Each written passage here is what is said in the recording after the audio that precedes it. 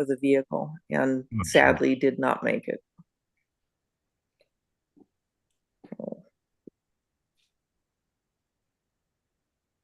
Yeah, it's horrible. Mm-hmm.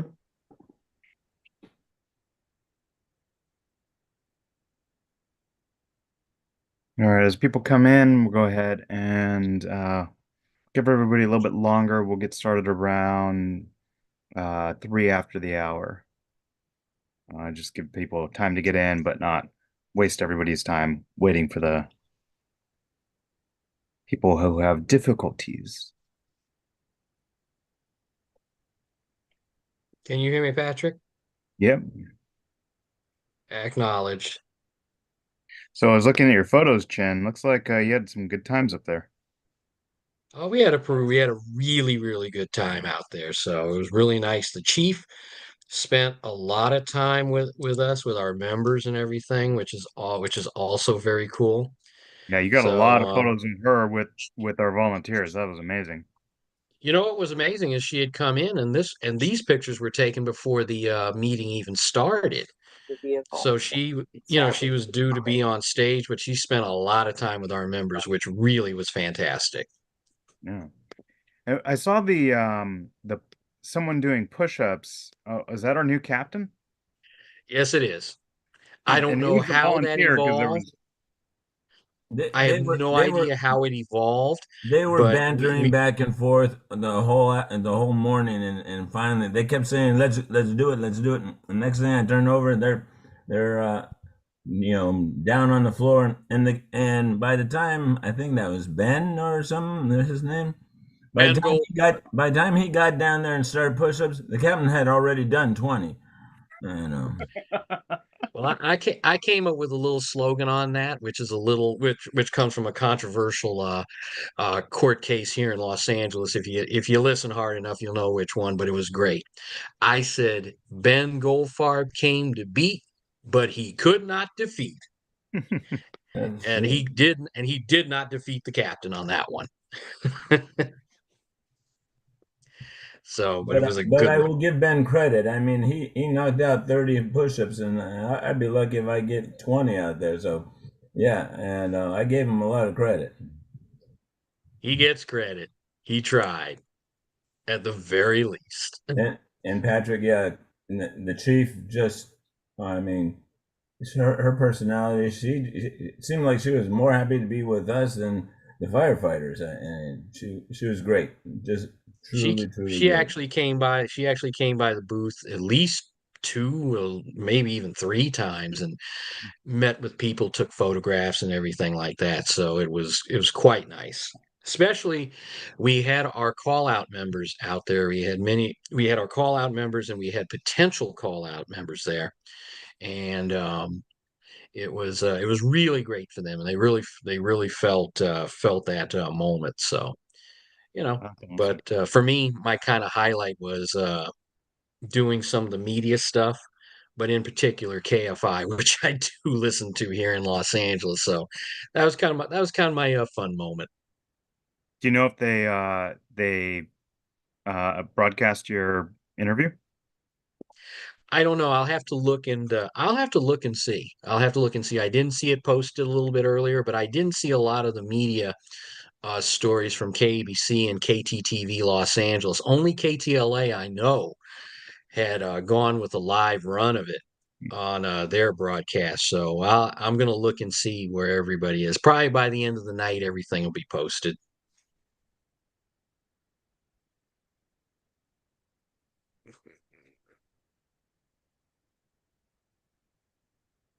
That's fine. We'll have this up on our YouTube channel. It's actually live casting right now, so you can pick it up later, pick up where you missed off, and watch the rest. We are trying to get someone to edit our live broadcasts as well and get them a little cleaned up and remove some of the extra time out of it, so it's not a daunting 2 hours.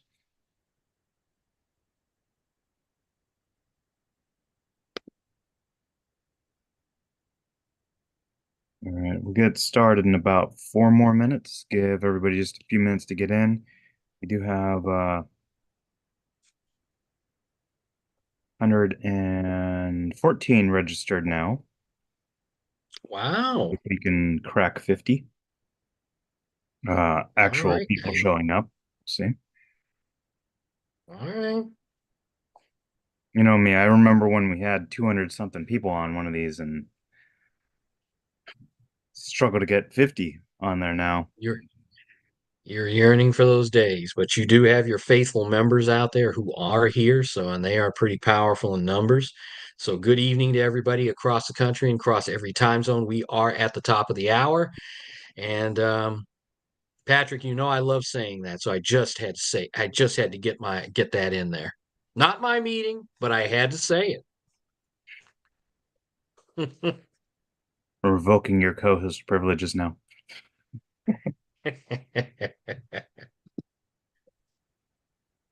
Yeah. How many volunteers did we have this morning out there? uh, we had, I think a couple didn't show up. We had 26, Pretty good. but that was a very nicely sizable number. Yeah. Especially on a weekday when, Yeah. a lot of us have jobs.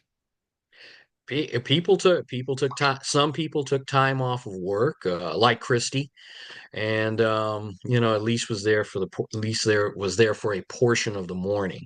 And what little she missed, she didn't miss. She did not miss much.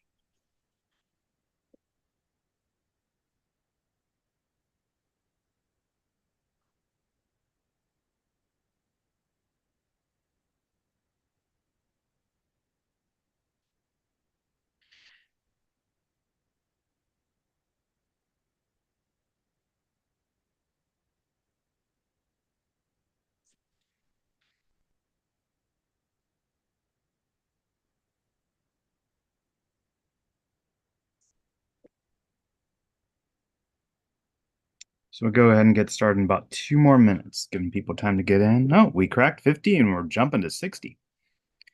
And there we go, 60. Nice. All right. Talk about it.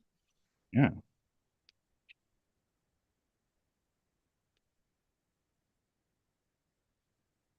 And we're up to 122 registered on Zoom. So I do think that Eventbrite doing what they've done has hurt our attendance. The steep drop off.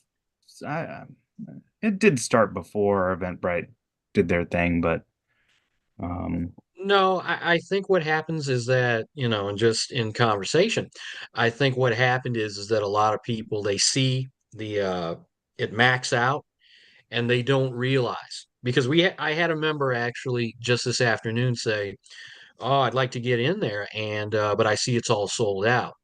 So I told him, I said, "Look down," and I said I actually sent it to him. I said the link is there. So you might want to move that link up maybe higher next time. no. But I think a lot of people in general they see it max out and they say, "Oh, I'm just out of luck." Well, the very top of it does say that explain exactly what it is, but I think people don't necessarily read. We have someone from UCLA, upper corner of Lower Alabama. That is a amazing statement. Home of You got amazing the people here again monument. from all three time zones and even places like Brazil. Yeah, Brazil, Be proud Mississippi, of that. yeah. Coffee County. Do you actually have it? Are you known for your coffee out in Coffee County? Please tell me you are. I'd be really No, sir. disappointed to stop by Coffee County and find that there's no good coffee there. No, we've got several coffee houses, but we're known for peanuts down here. I got my I peanuts love from it. Coffee County. Right. It's awesome. All right. And from and one thing I will say from Grenada, Mississippi tonight is our William Keith, who is usually here from Southern California, but I suspect he's working for American Red Cross, and it's good to see him from wherever he is in the nation. All right. Well, we'll go ahead and get started. So, thank you everyone for coming tonight. My name is Patrick Botts Forbes. I am the LAFD CERT Central Bureau Coordinator. We have Chin Tama Sangsi, our South Bureau Coordinator as well. And today's going to be a little bit different of a presentation. I will admit this was a lot harder to write than I thought it was going to be. In fact, um, I'm gonna, instead of relying on the slide deck to prompt, I'm gonna do a lot more free form on this. And I think leadership kind of leads to this. It's an interesting topic and one that I've wanted to talk about and focus on for a while, but where we've talked about it in the past, it's more, we've talked about the roles that leaders play.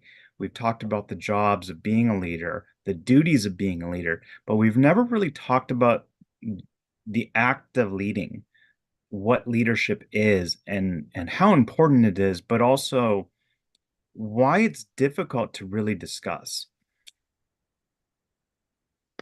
As we get started, I say that leadership is the eighth CERT skill. And for those of you who have not taken the community emergency response team training before, we really teach 7 key skills. In LA City, which created the program in '86, we currently teach it, or the firefighters who teach the class break it up into 7 classes. We have the first class, which is disaster awareness and preparedness, how to prepare the home, how to do things to mitigate risk in your home ahead of time, so that something like an earthquake doesn't cause more problems, such as mixing chemicals in your garage and causing fumes or explosive concoctions that then, when your gas leaks and a spark ignites, you have 2 different explosive mechanisms destroying your home. Other parts of the country, as we heard from the people who were on earlier, are currently experiencing freezing cold weather, sub-zero temperatures, -20, -30 degree temperatures. We actually, those up in Big Bear, experienced this last year, where we're not used to that, pipes freezing, but also what was discovered in Big Bear was our gas lines coming in actually require some sort of um, airflow, air exchange, and the snow was actually backing up around the gas line, gas meters, and causing them to, I think, explode. So these kinds of things the CERT class teaches, but the CERT class is taught for your locale. So if you take it in Southern California, you're learning more about earthquakes than you are about hurricanes or freezing weather. You take it in Oregon, you take it in Iowa, you take it in Mississippi, you take it in Florida, or you take it in Brazil, the training is going to be more catered towards the risks that you experience there.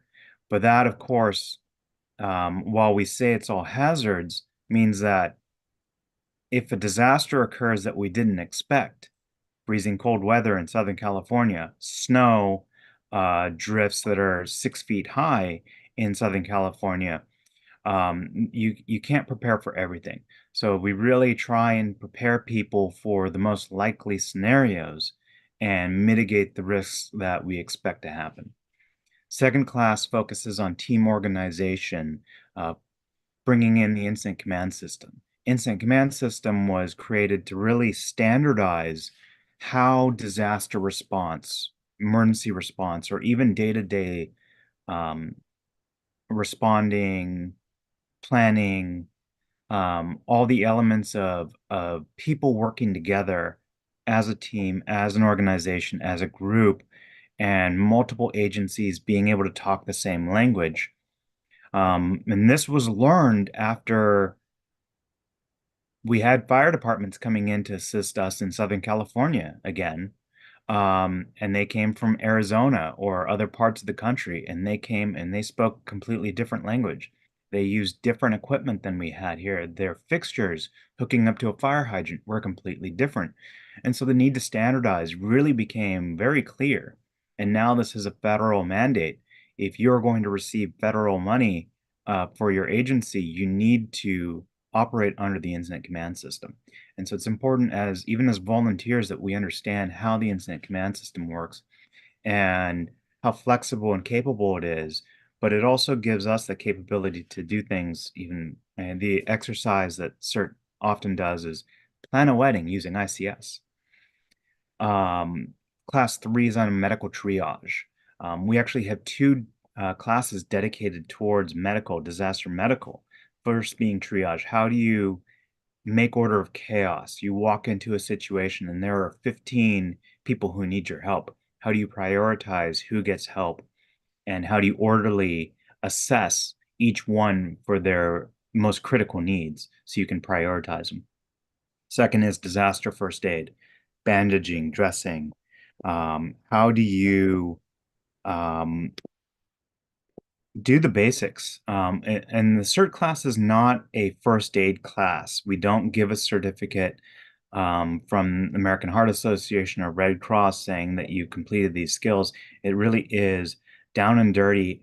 You've got an injury. How do you quickly mitigate it so that you can move on to the next person and mitigate their injury? But there's so much more on this topic. Is one of the most vital skills that we can learn, because during a disaster, people are going to get injured. And so doing basic first aid, knowing advanced first aid, I think it actually surprises a lot of people. EMTs, I'm an EMT. I took the training course, became a nationally registered EMT. I maintain my California EMT license.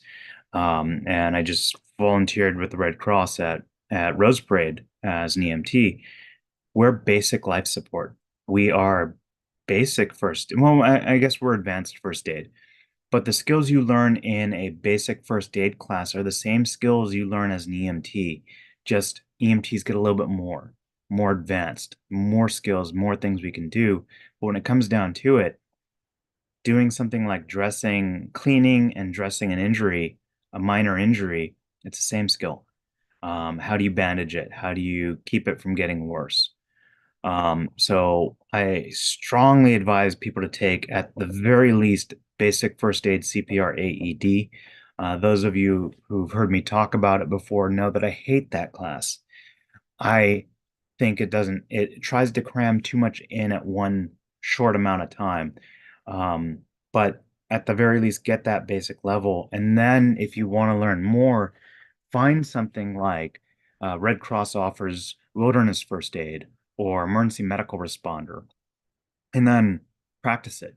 Volunteer with the Red Cross if you do first aid stations, or volunteer with an organization that does first aid stations, just to get a chance to practice those skills, because it is really, if you don't practice it, you lose it. You really have to keep up on it. The fifth skill, how to use a fire extinguisher. How many people do you know that have never even touched a fire extinguisher, let alone actually had to use it? I want to say that I've actually never used a fire extinguisher to put out a fire that wasn't in training.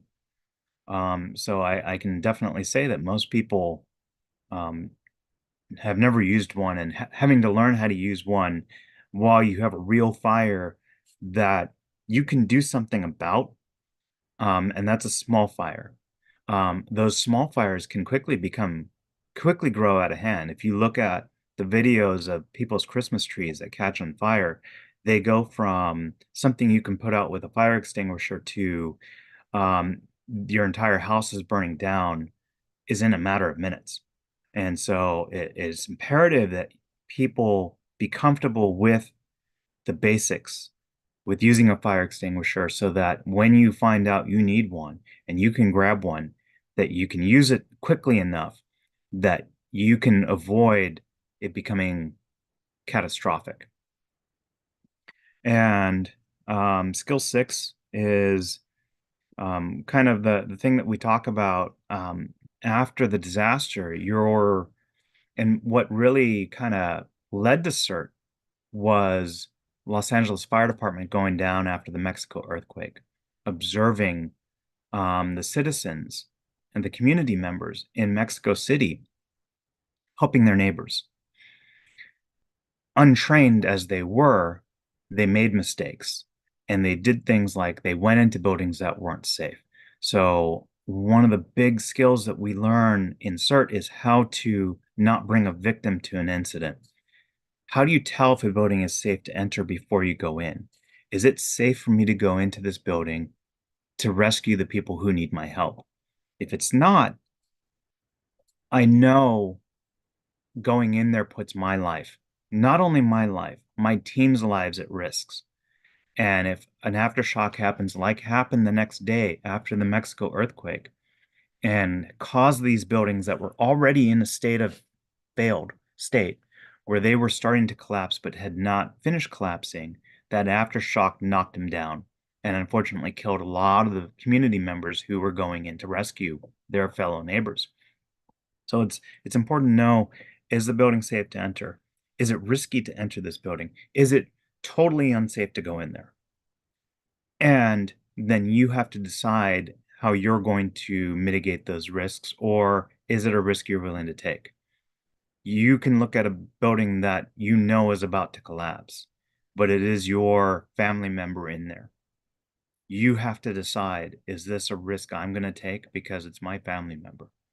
Or is it a risk I'm going to take for a total stranger? Those are two completely different decisions that you may have to make. But the CERT training gives you these skills at least to understand the risks that you're going in so that you can mitigate them or make the right decision, whatever that's going to be. But we give you those tools. And then finally, if you go into that building, how do you search it? Unfortunately, the trainings are usually in the middle of the day, lights are on, are out, you have total sunlight, you can see around a building. But what happens if it's at night? Or more than likely, there's going to be a lot of dust in the air. You can't really go in and see things easily inside of a building. How do you safely search a building so that you can find the people who need your help and get them out of there?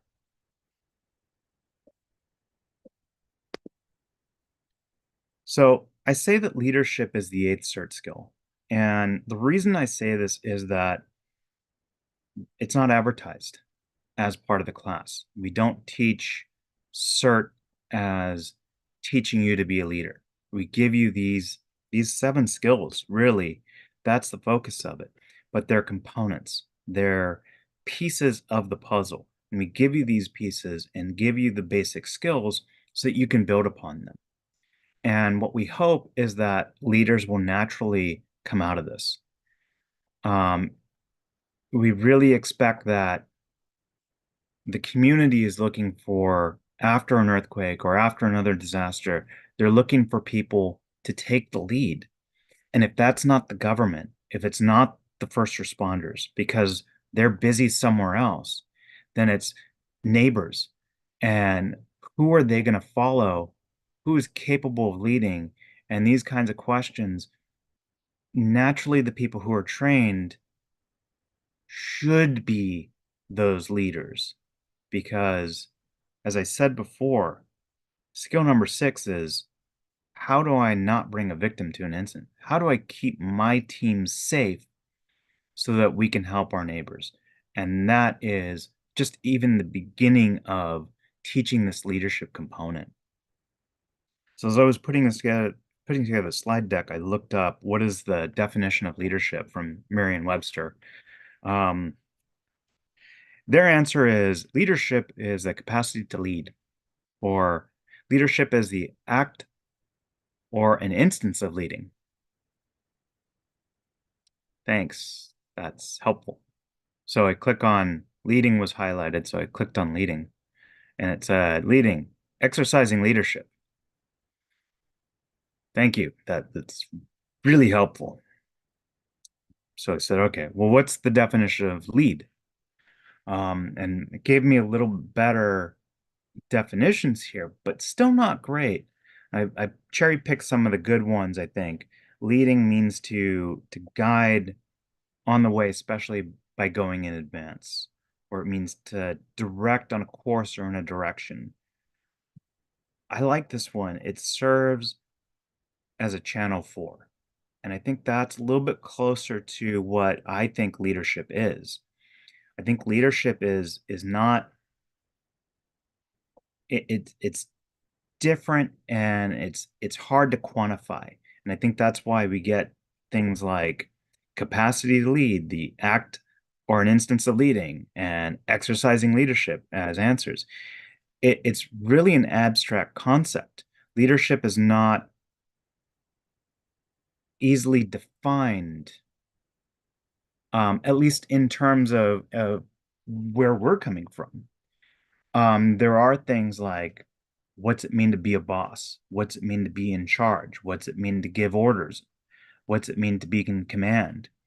And I was kind of thinking about this, and as I was putting together this presentation and going, well, who am I to give this presentation? Professionally, I work in IT. I lead pieces of equipment. I build servers. If it's causing me a problem, I can unplug it and restart it, or completely tear it apart and rebuild it. Um, you you can't do that to a person, but you can. I had a professor in college who had a student that was um, a problem. And instead of writing the student off, um, the term, there's the phrase, come to Jesus moment, um, where I think the student was failing and came and complained about the professor, claimed about all the course material, and the professor tore this person down, tore him, not not necessarily to destroy his morale, but um, deconstructed the student to find out where he was coming from, and then put him back together again. It is kind of the same concept of, I have a malfunctioning piece of equipment. I can take it apart, find out what's wrong with it, fix the piece that's wrong, and then put it back together again. And in theory, it should be, if not as good as new, even better than new. And that's kind of the same thing that leaders can do to their people, is find out where their weaknesses are, find out where the problems are, and deconstruct them in a way not to cause them harm, but to really unpack a person, because we're complicated creatures as people. And I think that's where these definitions really are missing the substance, is leading people. We're not automatons. We're not there's no good way to teach leadership in a way, do this, then this, and that's how you lead someone. You have to understand that everyone is different, and you have to lead every single person differently, because all of us have different learning styles. We have different motivations. We have different needs. And if we want to follow someone, we need our needs fulfilled by that person. Otherwise, we won't want to follow them. Now, when you're working for a corporation or a company, you're paying your employees, your motivation for them is, I'm going to get a paycheck out of this. But for volunteer groups, Community Emergency Response Team, Red Cross, Team Rubicon, State Guards, whatever, we really are motivated differently. And every single volunteer will have a different motivation. It's not money. We're not getting paid to be here. So what does it mean for us to follow a leader? Why are we following this person? I can tell you one thing. If you're barking orders at someone and treating them like they're inferior to you, your volunteers are going to disappear very quickly, because I don't have to put up with this. I'm not getting paid by this person. I can leave. We'll take questions at the end, Ron. So I really like to serve as a channel 4, because you're understanding the needs of your follower. I don't like the term followers, but your team. Let's put it, leading a team. You're leading a team. You're understanding the needs and motivations of your team, and you're serving as a channel for them.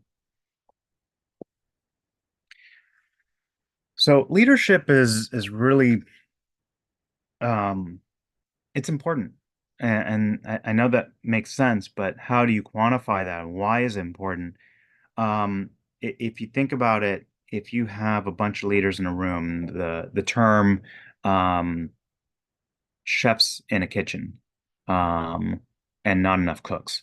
You have everyone is the top of their game. They know how to do everything, and they think they can do it better than everyone else. And now they have to cook something. Well, it one chef can cook it all for one person, but you have multiple meals coming out, and now you have multiple people trying to lead in their own direction. What it results in is chaos. You don't have a dynamic that forms where everyone is working together because everyone wants to do it differently. Everyone wants to do it their own way. So it becomes very much a problem when everybody wants to lead. Now, you also look at it, especially on the volunteer side, not everyone has the same experiences. Not everyone has the same training. Not everyone has the same level of competency.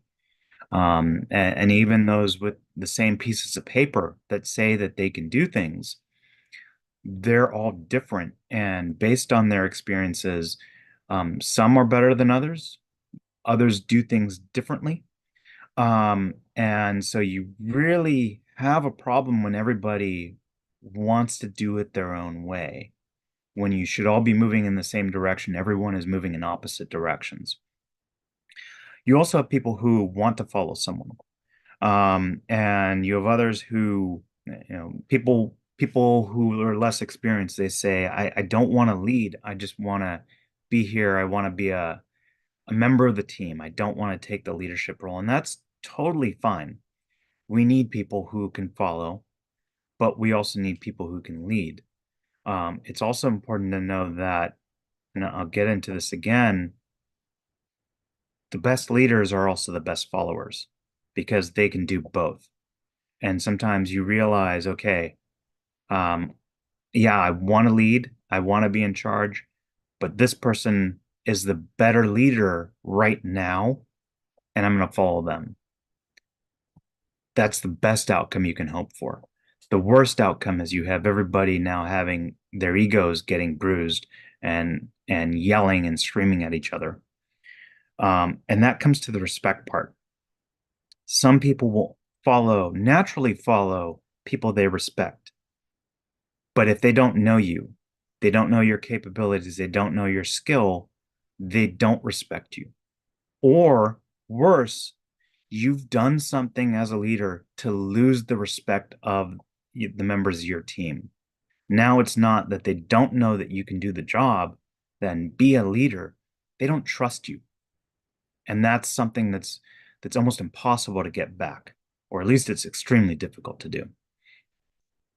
There are some people who think that they should be the leaders. There are some people who, quite frankly, should never be leaders. And we'll get into that in a little bit. So leadership really isn't about being in charge. It's finding the motivations of your team and making sure that everyone is willing to follow you, but also confident that you can be the leader that they should follow. And that's about where this presentation takes a dive, because when I got home at 4:45, I completely scrapped the presentation and I was trying to rebuild it from, like I said, this is a difficult topic. I mentioned teaching leadership, and I think it's very difficult to teach it. It is not it's not something that you can say, here's the textbook answer on how to do it. I think really leadership is taught And this is where the brilliance of the CERT curriculum comes from, is we give you the tools and resources to do the job. And then we give you the opportunities to become a leader. And this is where there's kind of a gap. The CERT training gives you those skills, and gives you maybe an opportunity to lead, but then kind of expects you to do it on your own. And this is where it's really vital to start coming to drills. If someone's putting on a drill in your area, disaster response drill, CERT drill in your area, neighborhood team program drill, come to it. See how it works. Take an opportunity to lead, become a team leader. And it's when you're practicing, you have the opportunity to fail safely and learn from the mistakes. And I think that's really where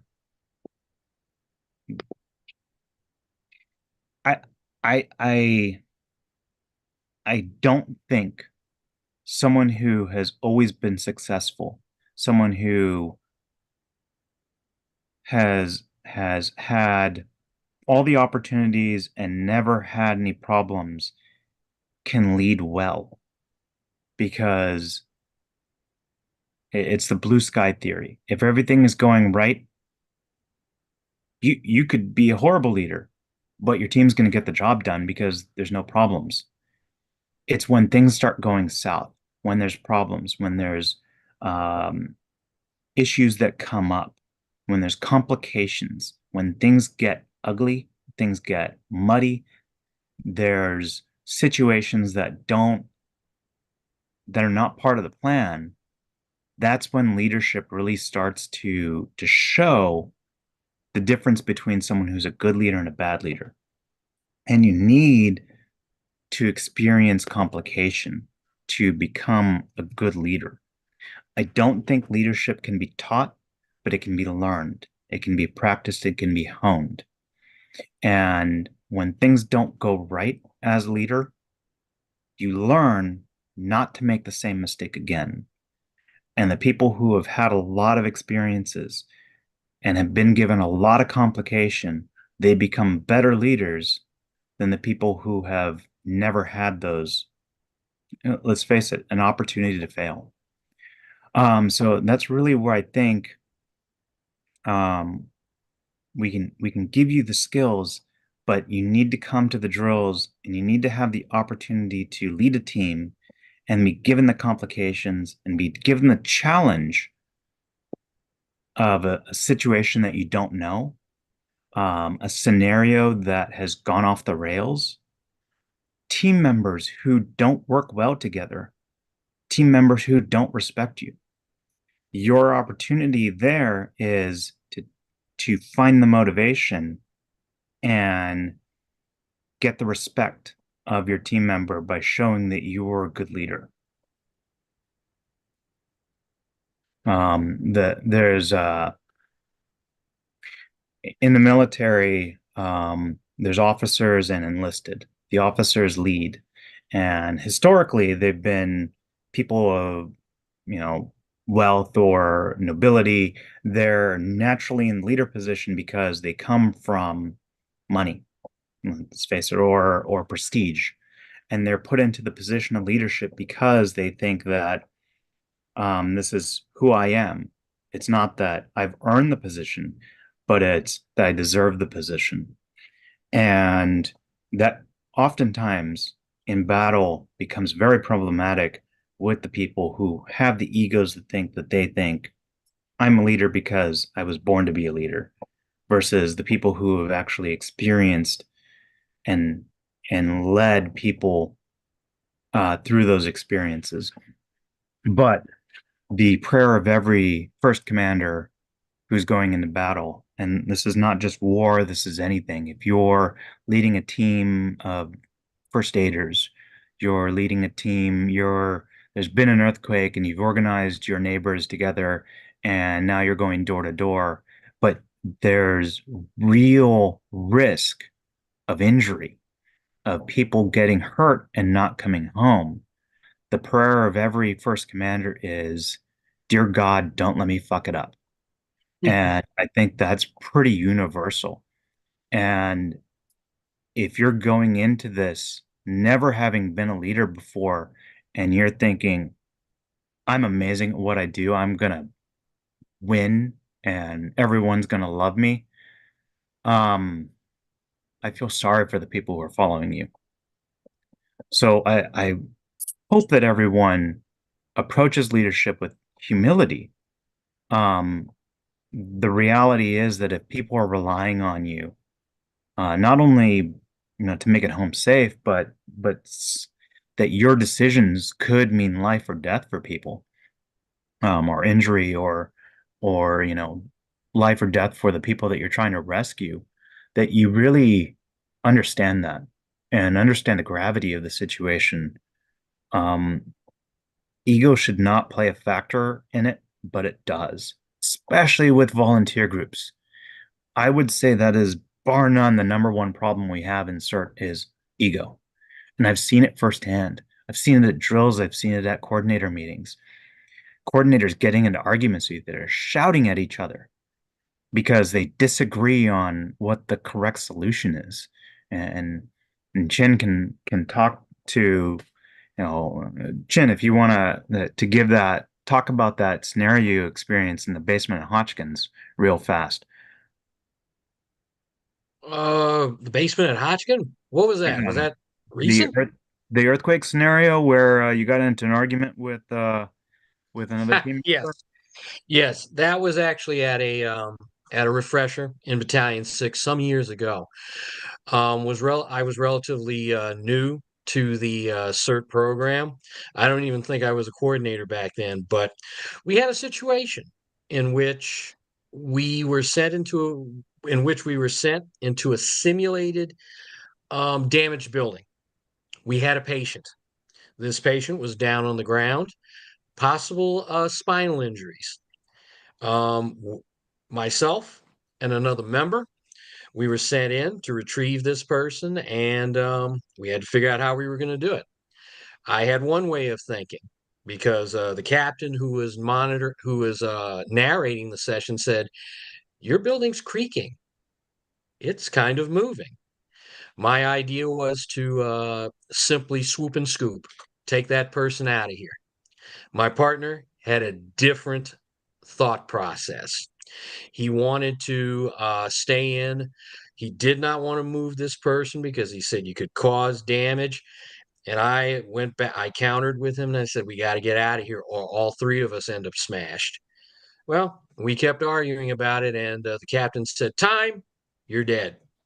He looked at the other person and said, "You really should have taken the advice, swoop and scooped, and took out and left this place to save yourselves and your patient." And I have to tell you, that guy never spoke to me again. He didn't speak to me the rest of that day. And I've seen him a few times here and there at refreshers, and he refuses to speak to me. So there you go. There you go, Patrick. Yeah, it really is about working together as a team. As a leader, you're not just the person in charge. Yes, a good leader is decisive, and the ability of a leader is to make a decision and stick with it, but also be open to other and pieces of information, knowing that you're not, you don't have all the information. You don't know everything. You're not infallible. And being able to follow is the most critical piece that you can do when someone says, "Hey, it's not safe. Yeah, we need to do this. We need to get this person out without risking too much harm to this person. But if we don't do this quickly and we take all the time in the world that we don't have, we're all going to end up dead." And then, you know, that's the failure of leadership right there. Um, so I don't think that we can necessarily teach leadership, but you can learn it. And I say that take the opportunity to risk failure, because I honestly can't tell you when I've been put into a leadership position, um, what I've done right. I can't say these are the things are my achievements as being a leader. What I can tell you is where I failed, where I did something wrong. And sometimes you know immediately when you screwed up. It becomes very obvious. Sometimes it's hours later, it's days later, it's someone pointing out that you screwed up. Other times you think back on it, everything that went right, everything that went wrong, and realized, oh, oh yeah, I did that wrong, and I could have gotten somebody killed because of that. So that's really where becoming a leader is learning from your failures, learning from your mistakes, but you have to take the opportunity when given the chance to fail. And I admit, I don't want to fail. I don't want to be put in a situation that could exceed my skills. Um, in the Red Cross, when I volunteer for first aid stations, Station 12, which is where the bands separate and fall out, um, both figuratively and literally, they get half of the patient contacts at Rose Parade at Station 12. And if you want a lot of patient contacts, you want to do a lot of first aid, that's an excellent station to be at. I don't want to. I don't want to go do that. It sounds horrible to me because I don't want to fail. I don't want to be put in a situation that exceeds my abilities. And that's a weakness that I've got, and it's a trepidation that I have. Um, Another one actually came up on Sunday. We were asked to observe a drill by another group, and we were asked to give feedback. And I pride myself on having a very analytical mind. I'm looking for problems that I can fix.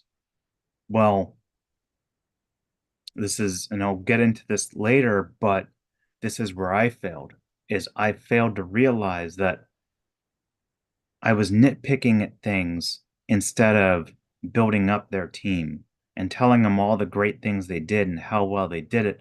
I was tearing apart and deconstructing the drill, not the people, but the drill itself. The consequence, and I didn't realize this until after, was I made it sound like the drill was a failure when it was anything but. Um, and so you have to be careful about how you're providing feedback and how you're doing things, and you have to analyze everything. And that's how you become a better leader, is by learning from your mistakes and try not to make them again. CERT leaders,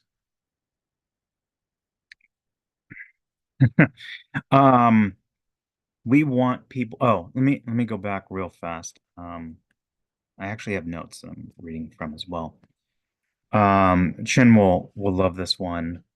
Uh, for those of you who are familiar with Star Trek, there is, before you can become a captain of a starship, you need to go through the Kubarashi Maru, and it is a no-win scenario.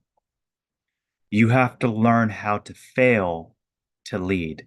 And that's the principle in this. And everyone goes in thinking, I'm going to win this scenario. I will beat the Kubarashi Maru. I will win where no one else has. And that's ego speaking. And as they go in and everyone starts dying around them, and they face the fact that they have led their people to certain death. How do you as a leader deal with that? How do you break down? Do you completely collapse? Do you just give up and say we're all gonna die? Or are you going to face it and say, okay, things that decision was wrong, but we're gonna make the best of it, And let me solicit input from my people quickly. But also let's make the best of what we can and try and salvage and make the best of a bad situation without continuing to making the same bad mistakes. Some people will double down on their mistakes, triple down on their mistakes. They will say they will not acknowledge they made a mistake. They will continue making that mistake over and over again. Again, failure of leadership. When you realize that this has not gone right, own up to it. Say, okay, that did not work. I screwed up. I messed up. What can we do differently now? And the people who can look to their team and say, okay, we're a team. We're all in this together. Any ideas? They do much better than the people who double down on the mistake and lead their team deeper into that problem. Now, as CERT leaders in the community, it's not that we need to necessarily be in charge again. It's people are looking to us because we have these green vests, these helmets, these backpacks, these clipboards. We look like we actually know what we're doing. And our previous CERT commander said that CERT is a professional organization. And it's not that we're getting paid, but we have this training from the fire department on how to keep everybody safe. And if we dress the part, we look the part, we look like we know what we're doing, we look professional, people will follow us because they don't know what's going on. They're in a panic state. They're not prepared. They're not trained. Now, they might want to help, which is great, but they need someone to follow who looks like they know what they're doing. And that's where CERT leaders in the community come in, is if you look like you know what you're doing, people will naturally want to follow you. And these people become force multipliers. And that's where we go back to the skills. You learn skill number 6 is how to keep your team safe so that you don't bring a victim to an incident. And it doesn't matter if you don't know what you're doing. If you look the part and you have the confidence to do it, you can be a CERT leader in your community. But I strongly recommend you come to practice, come to training, come to drills, take the opportunity to fail, and then learn from your mistakes so that when lives are on the line, you saying, oh, I've seen this before, or I've thought about this before. Here are the risks. Let's mitigate them and keep everybody safe. Patrick, can I kind of grab onto that? Absolutely, Kim. One thing I want to say to everybody, and I say this to our team members consistently, is that one, the search skills, as Patrick said, are exactly that. They're a series of skills. They don't tell you how to lead or how to implement them or anything like that. You have skills. But two, a lot of our members over time say, hey, I want to be a search and rescue guy, or I want to do cribbing, or I want to do medical. Here's the thing. When a disaster happens, you may not get to do any of that. You may be that one person in your community, on your street, neighborhood, whatever it is. When everybody's running up and down the street with their hair on fire, you're going to have to be that person who pulls it together. That's really what CERT is, as Patrick said. It's teaching you to be a leader in your community. And guess what? If you're not confident in that, you're going to be standing on your porch watching everybody run by and run crazy and fall into crevices and all that kind of stuff. And you don't want to be that person. You want to be that person to step down and say, okay, guys, let's pull this together. But with that, you have to be very comfortable in your own skills and your own knowledge. Like Patrick said, take advantage of these trainings. I personally think, and I said this to Patrick very recently, I think sometimes people walk out of the CERT class thinking, "Oh, I've got the 6 or 7 skills and I've got it. That's all I need to know." You haven't even scratched the surface yet. Leading, as Patrick has said, is such a unique experience. It it encompasses a lot of intangibles, a lot of intangible qualities, qualities you learn from life and experience, etc. But those trainings that make your skills better are so critical to getting you on the road. Patrick. Yeah, absolutely, Jen. It is really, it's a journey.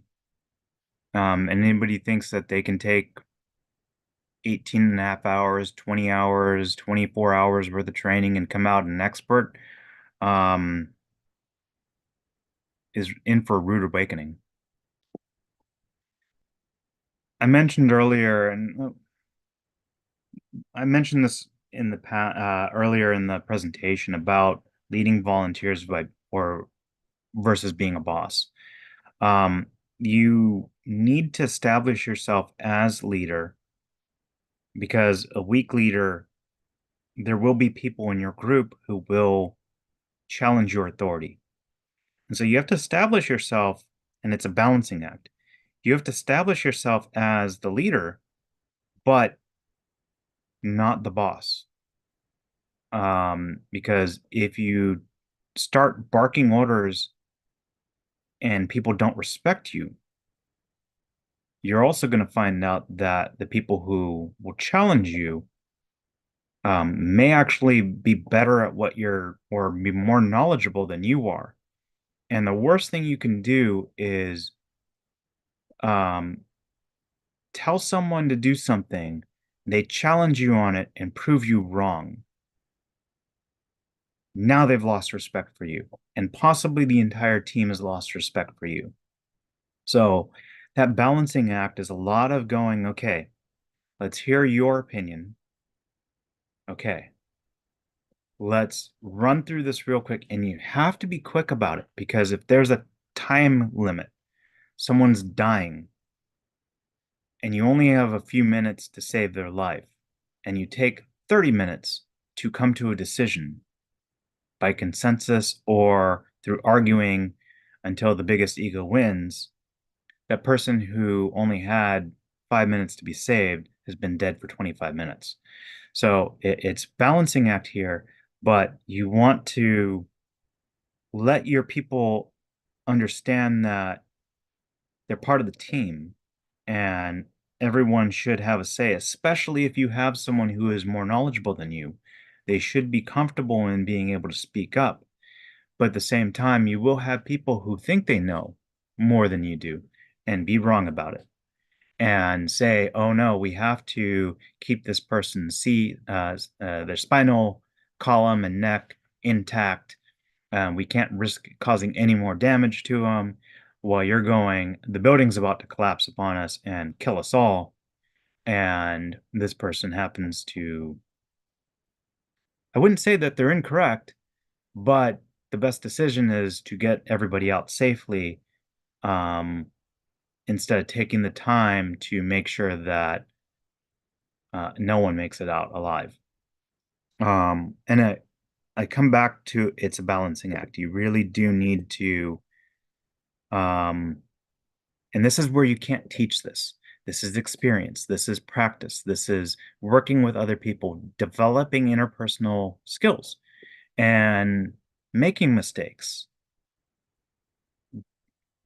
losing the respect of your team and trying to regain it, or realizing why you lost the respect of your team, or realizing you're coming in trying to be too passive and get the feedback of your team. And I've seen this in a drill too, where one of our members, nicest person in the world, great person, wanted to get consensus and said, okay, who wants to do what?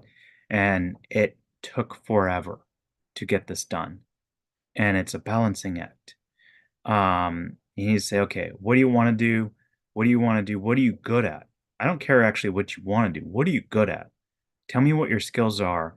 Okay, We have 3 people who are great on radio. We only need 1 radio operator. Okay, you're the radio operator. I need you to be the scribe. I know you don't want to be the scribe. I don't want to be the scribe. I can't read my own handwriting. But if we have people who are paramedics, nurses, lots of experience, they're going to do medical. If we have someone who is, better than me on radio, they should be the radio operator. What roles are left? Well, if it's a role that I can do, but I don't want to do it, and they assign me that role, as a leader, sometimes you're going to have to assign people to positions that they don't want to do. And how you do that is all about leadership. You order somebody, you're going to do this because I'm telling you I'm the boss. Not going to go well. They can walk away, especially at a drill. Here's where you can take your boss position. I'm out of here. But if you say, hey, who wants to do what? And people pick positions that they want to do, but they're not necessarily good at, you have other problems because now you have a team that everyone is kind of happy about their positions, but no one's good at them. And now you have a team that fails. And that's also a failure of leadership.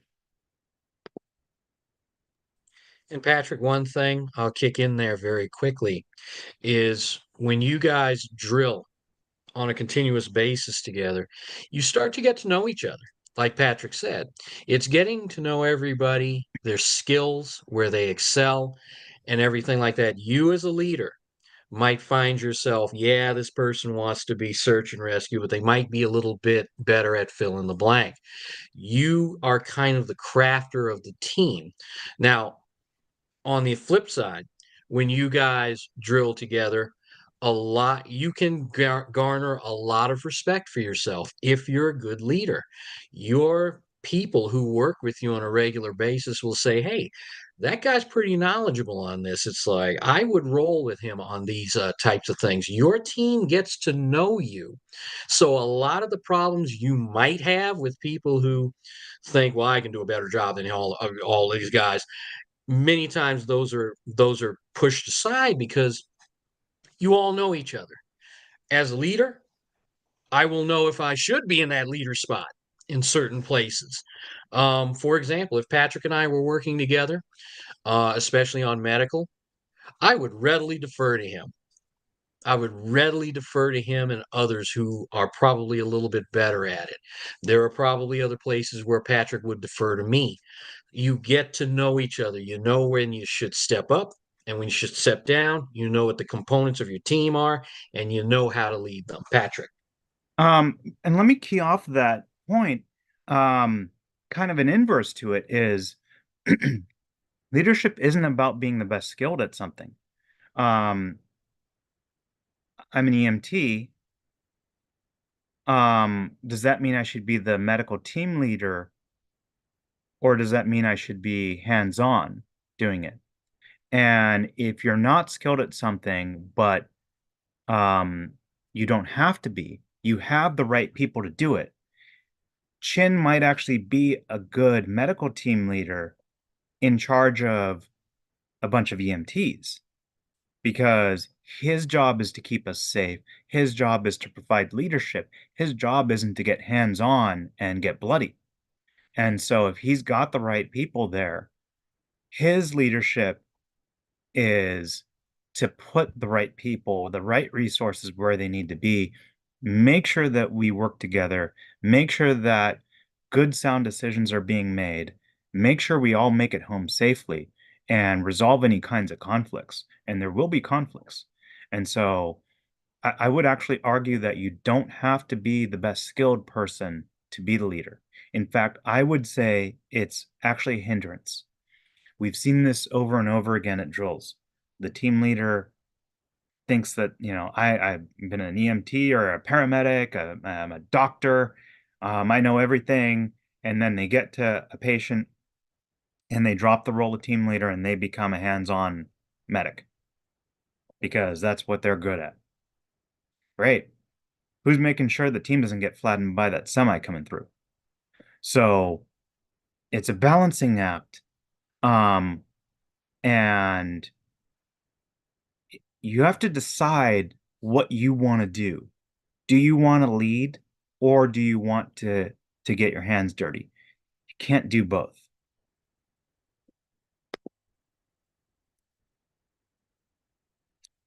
We've talked about these in the past. The job of a CERT team leader is, number one, make sure everyone makes it home safe. Number two, you're providing guidance to the team. You should be experienced. You should be knowledgeable. You don't need to be the expert at everything, but you're leading by example. You're guiding. You're taking input. You're problem solving. You're leaning on resources that might be more suitable to giving a more expert than you are, and you're deconflicting. If there's two people on your team that have differences of opinions, one says, we need to leave now before the building collapses, and we need to take the person with us, and we're going to try and move them as safely as possible, but we can't take all the time to do spinal stabilization because we don't have the time. And you have a second person who goes, no, we need to do the spinal stabilization, because if we move the person, we risk doing more injury to them. And so we need to take the 10 minutes to get them properly set up before we leave. As the team leader, your job is to now weigh the two opinions, say, okay, yes, you're right, but you're also right. It is not safe to be in here. If we're all in here when the next aftershock happens, or when that building starts to collapse, we're all dead. And then what good did we do? So being a leader means being able to make that decision. But again, it's a balancing act. You have to do it right. If you do it wrong, everyone loses respect for you, or they'll straight up disobey you.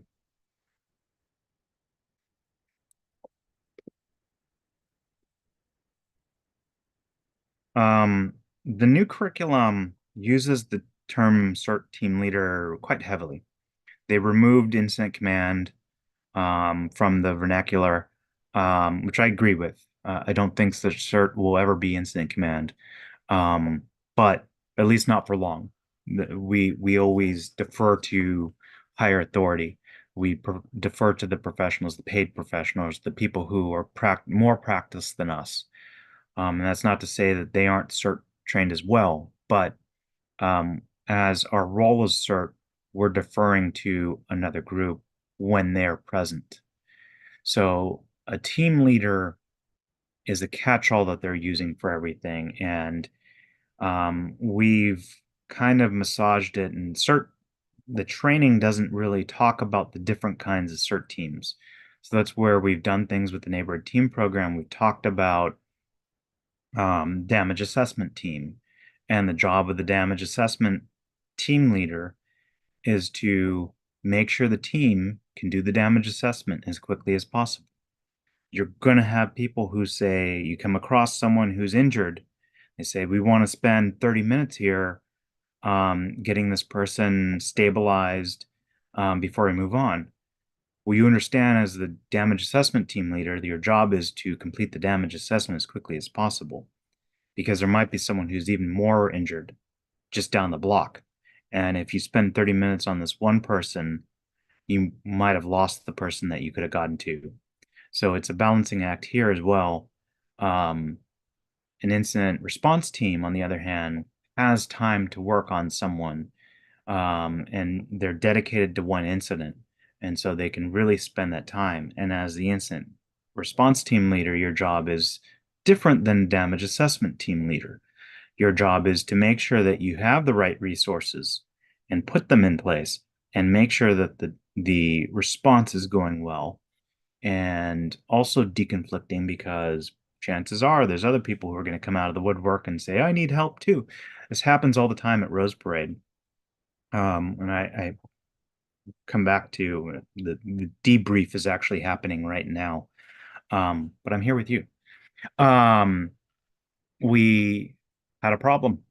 I spent a couple teams to deal with that problem.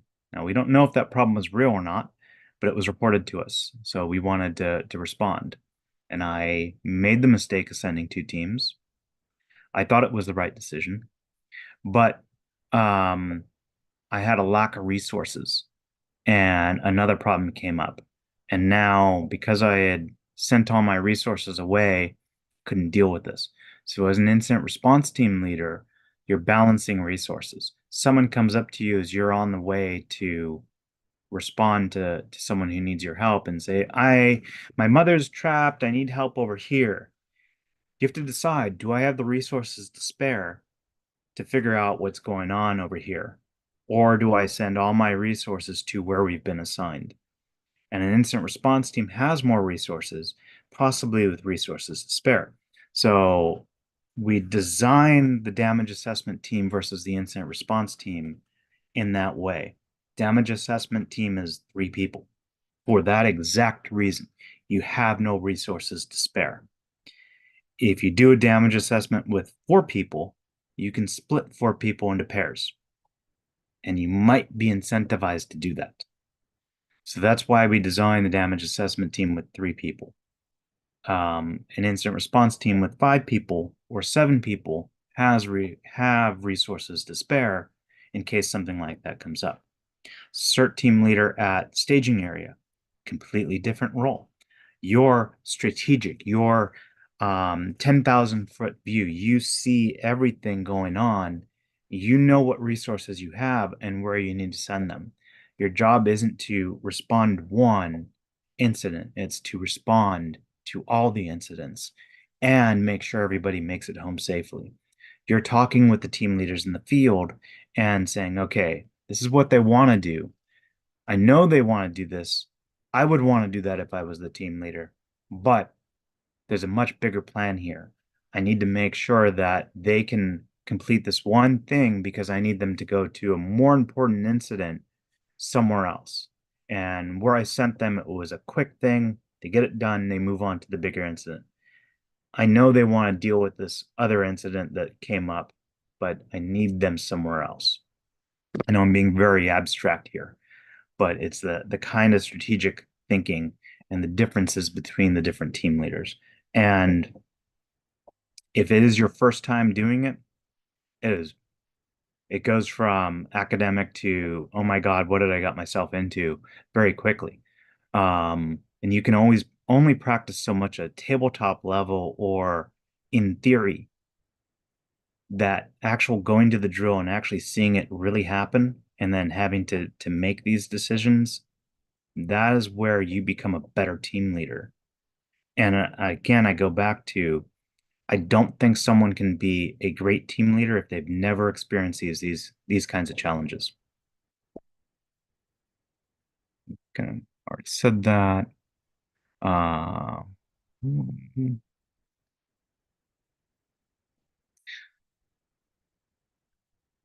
I'll re-emphasize here. A team leader makes decisions. A team leader leads with the respect of their team, especially at the volunteer level here. So it's all about interpersonal communication here. We go back to Chin's example, the second example. I don't need to be a medical expert to be a medical team leader. I need to be an expert, or at least good, at deconflicting. I need to be good at getting people to trust me that I know what I'm doing. I need to be good at listening to my people, understanding that they might be more of an expert at something than I am. I need to be good at shoving down my ego and saying, okay, you're completely right. I didn't even think about that. Let's pivot. let's do it that way. Or I have two people who are disagreeing with each other. I need to deconflict. I need to figure out, listen to both sides, and quickly come to a resolution that they will both respect. And that's the challenge. And that's where you have to really practice at this. Because what's the saying about a compromise? A compromise is something that neither party is happy with. It's not that somebody wins, it's that you're both equally unhappy, but you can live with that because the other person didn't get what they wanted. And that's really part of leadership, is learning how to compromise. What a leader doesn't do is think that they know everything. The leader doesn't do is they don't let their ego win. It is not about who has the biggest ego. And sometimes that's how arguments are won or lost, is who has the biggest ego, who is going to not give up first. And the person who might actually be right in that argument may back down for the sake of the team because someone has a bigger ego than they do. So if you think that you want to be the team leader because you deserve it, because you've taken all this training and that's what you think, or because you come from money, you have the biggest boat, and therefore you should be the commodore of um League. the boating league of billionaires. um that doesn't make you a good leader. So you really need to really say, and in fact, you should approach it humbly. Like, hey, I don't need to be the leader.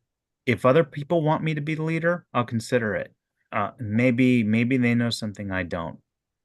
And that's how I do it. I don't want to be the leader, but if they want me to be, and I think I can do the job okay, then I'm willing to step up. And that's sometimes all that matters, is that you're willing to step up as well.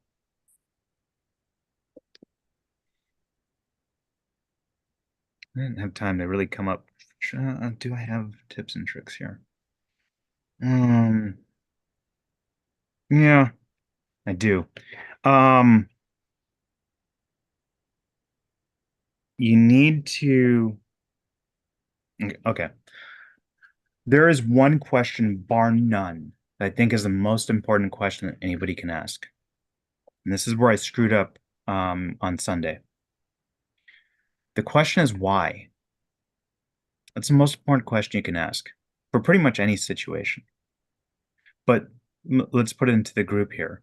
Why are my people here? Why is my team here? Why am I here? What's my motivation? Do I want to help people? Is that why? Do I want to be in charge and lead other people? Is that why? The answer to the why question oftentimes determines the best solution. And when you start talking about your volunteers and what motivates them, why are they motivated to be here? That's critical. This person wants to get medical practice. They're an EMT, or they're, first aid. They want to get their hands bloody. They want to save lives. So the person, they want to talk on the radio all the time. This person has really pretty handwriting and wants to keep everything organized. Put people in the correct position based on their motivations. Why am I here? If I'm here for the wrong reasons, that becomes a problem. Why are we here?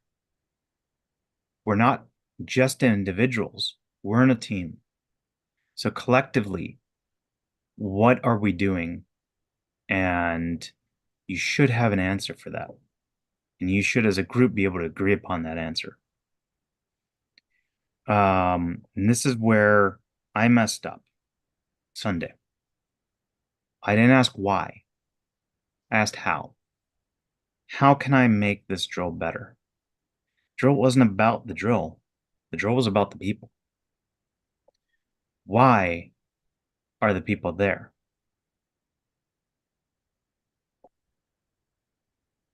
I asked, how can I make the drill better instead of why are the people here?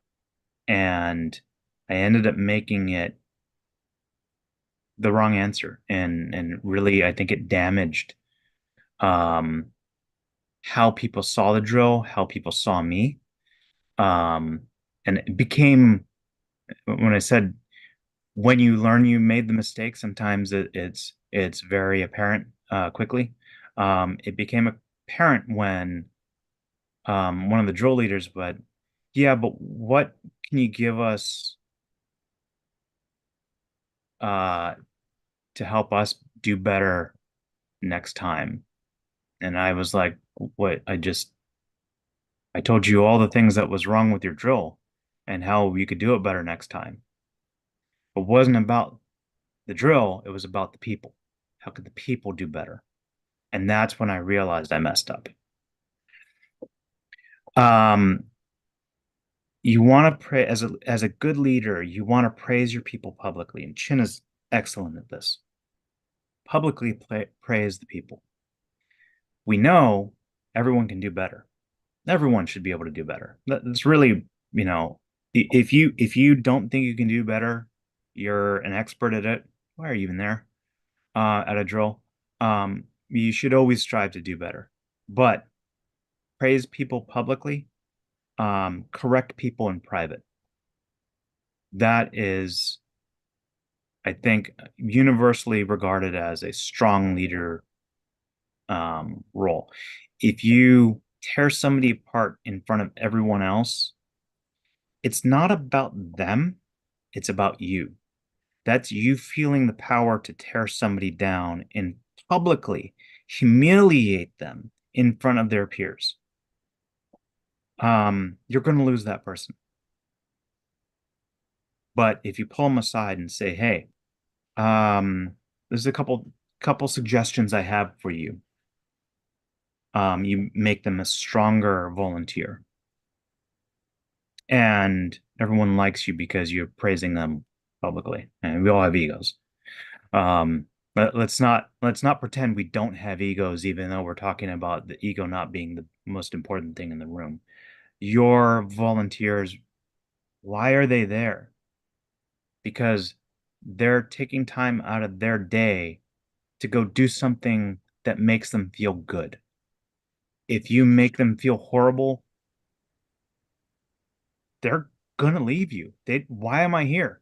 This guy's tearing me a new one for something that something minor I did in front of everybody, and now they're all looking at me funny. Yeah, I wouldn't want to be there either. Encourage questions. Your Patrick, Yeah, Chin. before you leave the previous point, I want to add something to that. Praising folks, definitely a very good thing to do. And for me, I don't praise, unless you've earned it. It's like anybody I say, hey, great job, they've earned it. In doing that, when you praise them for what they've done right, when you come back and have to correct, they take that correction, especially if you're doing it in the same kind of tone that you use to praise. They take that correction much better because they know that you're coming from a genuine place. It's like, hey, you did a great job, but hey, we need to talk about this thing and how to improve it. Again, even when you're correcting somebody in private, and nobody's looking, you don't want to break them. You don't want to break them even in private. Um, out of something egregious like putting somebody's life in danger or something like that. At a drill or an exercise, I don't even think I've seen that. I don't even think I've seen situations like that. It's just questions of correcting some behavior and everything like that. if you equally praise and you equally correct, your people will take that, will take both of those in a much better manner. I may not be saying it right, but I think you guys know what I'm trying to say on that one. Yeah, and it goes back to respect. Um, if someone you respect has a suggestion or a correction, I think you're going to take it a lot better than someone you think is busting your balls, to use a vernacular. And there are people who do that, and I've probably done it myself, and it's not a good thing. If you want to maintain that level of respect, it was a Machiavelli said, or I probably misquoting, um, the idea of it's better for them to fear you than to love you or respect you. What's better for them to respect you in a volunteer organization because they fear you, they're not going to want to work with you. But at the same time, if they love you, they might not respect you. And it's a balancing act. So that's where you really need to balance the praise and the correction. Because as a leader, you want your people to do better. You want them to feel confident in their abilities, but you want them to get better at it. And that's where going on to the next part is encourage questions. There are times when, let's even look at a CERT class. I've had people, I try and go to CERT classes I set up because I'm not a firefighter. Yeah, I'm wearing the uniform, I'm wearing the patch. I'm not a firefighter. It's a little intimidating for some people to ask what they think are stupid questions in the middle of class, or to a firefighter who they think, is. We have this hero worship thing oftentimes about firefighters. And questions are important because oftentimes, if one person has a question, other people have the same question. So you want to encourage questions. You want to let people feel confident that they can ask the question. And if they're afraid of you, they won't. And if it's a valid question that everyone has and no one's asking it, that's a failure of leadership. Because they don't feel confident that they can ask you the question. That is something that you as a leader need to work on. Not the other way around. They shouldn't feel like they need to break the ice to ask the question. You should empower them to feel confident enough to ask the question. That's what a good leader does. When you're working with your volunteers, it goes back to their motivations. Why are they here? You want to acknowledge their sacrifice. They took time out of their day to be here, could be doing something else. Acknowledge that they're here for a reason. Validate that they made the right decision to be here. So, make sure everyone feels like, hey, I did a good job. Even if I didn't do a good job, I'm learning as part of being here. I feel valued being here. And that's the validation portion of it. I feel appreciated being here. I feel recognized being here. A good leader can do all of that and still help you become a better volunteer. All right. I don't know what the other slides are. Oh, I missed this one. I think I said this earlier. Don't make the same mistakes over and over again. Don't double down on a mistake. Recognize when you've made a mistake and correct or seek help. A good leader has no problem asking others for help. And then always be learning. It's good to learn from your mistakes. I've said this before. One of our first aid instructors said it. It's better to learn from other people's mistakes. So look for examples, observe other people, learn how to watch the professionals. And you have the opportunity to see how they do things, learn how they do it. When there's examples, unfortunately, oftentimes when people don't make it, learn so that you don't become a victim by making the same mistake that someone else did.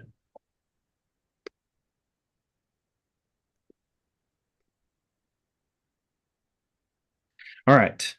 So I apologize for not a complete slide deck.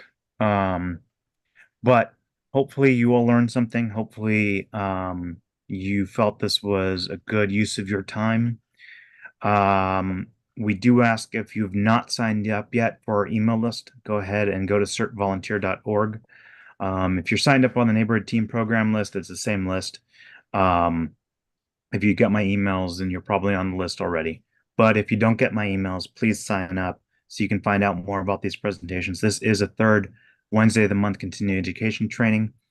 We will try and do it without fail. We've only missed a couple of them, but that's our regular time. Third Wednesday of the month, 7 p.m. to 9 p.m. Pacific time. If you want to watch any of our previous presentations, I don't want to put the link on here. Just go to YouTube and search for LAFD CERT. Probably will show up number 1 or number 2 if you just search for LAFD CERT. But LAFD CERT Continuing Education is our channel.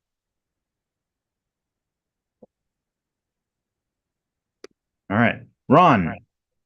Yeah, Had that hand up for a while.